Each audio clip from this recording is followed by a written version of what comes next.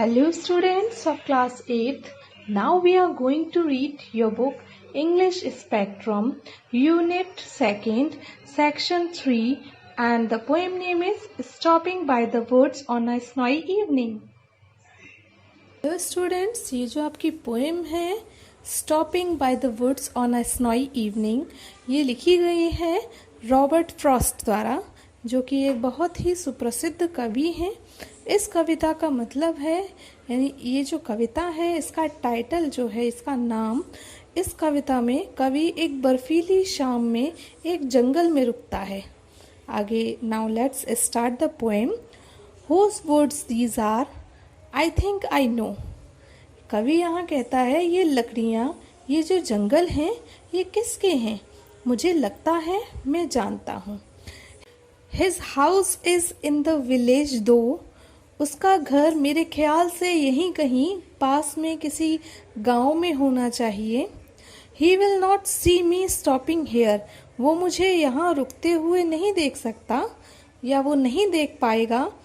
To watch his woods fill up with snow, उसके जंगल को बर्फ से भरते हुए देखने के लिए वो यहाँ नहीं है।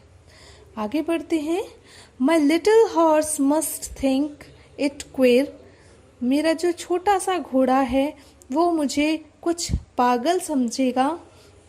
To stop without a farmhouse near between the woods and frozen lake, कि मैं यहाँ पर बिना किसी फार्म हाउस के उसे रोक दिया है मैंने यहाँ पर उन जंगलों में और उन जमे हुए झीलों के बीच में। The darkest evening of the year, ये जो शाम है ये साल की सबसे गहरी और अंधेरी शाम है।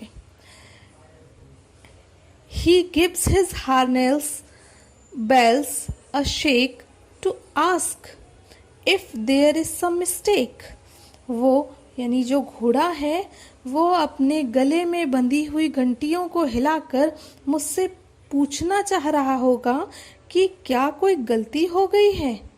The only other sounds the sweep of easy wind and downy flake, यहाँ सिर्फ कुछ आवाज़ें ही सुनाई दे रही हैं, बहुत हल्की हवाओं की चलने की आवाज़ आ रही है और बर्फ़ के पतले तैरते टुकड़ों की जो आवाज़ें हैं वही केवल सुनाई दे रही हैं। द वुड्स आर लवली, ये जो वुड्स हैं वो बहुत खूबसूरत हैं, बहुत ही प्यारे हैं, सुंदर हैं। डार्क एंड डीप, बहुत काले और गहरे हैं। But I have promises to keep, लेकिन मैंने जो वादे किए हैं मुझे वो भी निभाने हैं, यानी जीवन में मैंने जिससे जो वादा किया है वो पूरा करना है मुझे। मैं इन गहरे काले और सुंदर जंगलों के बीच में नहीं रुक सकता हूँ। And miles to go before I sleep, और अपने घर पहुंचकर अपने बिस्तर पर सोने से पहले मैं मीलों मीलों तक चलना है मुझे अभी, यानी मैं अपने घर पहुंचूं उससे पहले मुझे बहुत मीलों की दूरी तय करनी है, बहुत लंबा सफ़र तय करना है। And miles to go before I sleep, and miles to go before I sleep, यहाँ पर जो कवि हैं वो अपनी प्रोमिसेस के बारे में बताते हैं कि उन्होंने जो कर्म करने हैं, जो उन्होंने वादे किए हैं वो निभाना ज़रूरी है।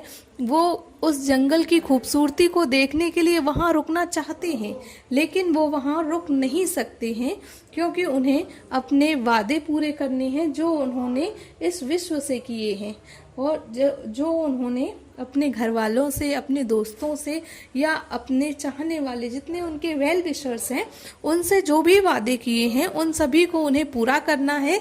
इसीलिए वो उस खूबसूरत जंगल में और ज़्यादा नहीं रुक सकते हैं।